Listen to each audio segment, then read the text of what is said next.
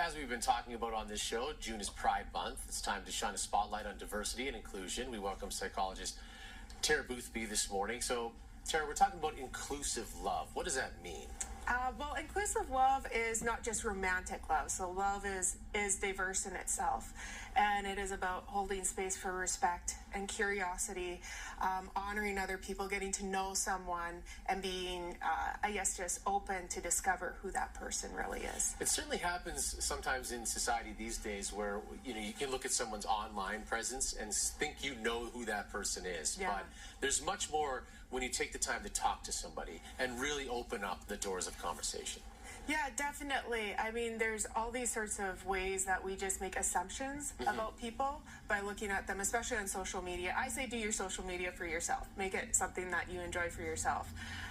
But with just honoring space to be open-minded and asking questions, honoring other people. Now let's talk about diversity and inclusion. These are words we often hear at work.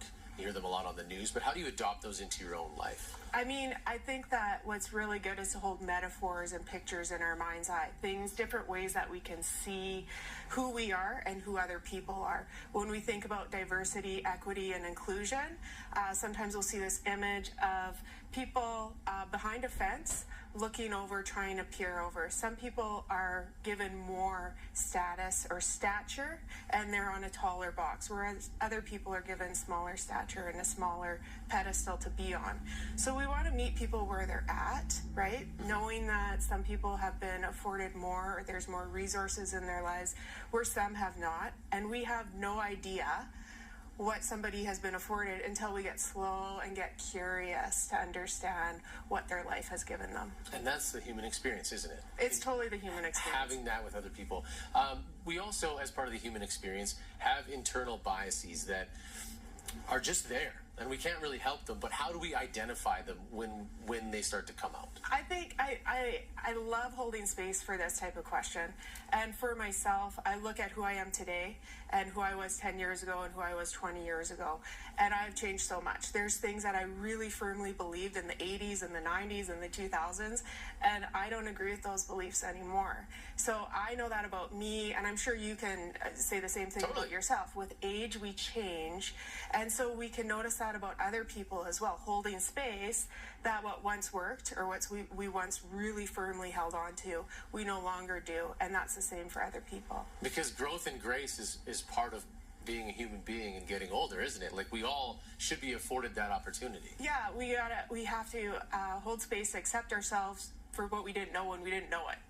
Exactly. And you got to give your as much as you give it to someone else, you got to give it to yourself as well. You can't necessarily beat yourself up for what you used to believe. Yeah, inclusive love is really about holding space for myself as well as for you.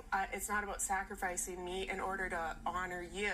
It's about honoring both of us simultaneously as best as we can. And then self-reflecting. We can look back on what's happened, and we can backfill. That's something that we might say in the psychology world. If I didn't quite get it right there, then maybe I can come back and revisit it, rupture and repair with others and with ourselves. We love growing on this show, and you certainly help us do it. Tara, thanks so much for coming in. Thank you, Kent. Now, if you'd like to talk with Tara and read more about her book, she's hosting some book signing events around the city. That includes South Edmonton Common this weekend, at Onyx Counseling next week, so you can go check out Love and Love's Energy there.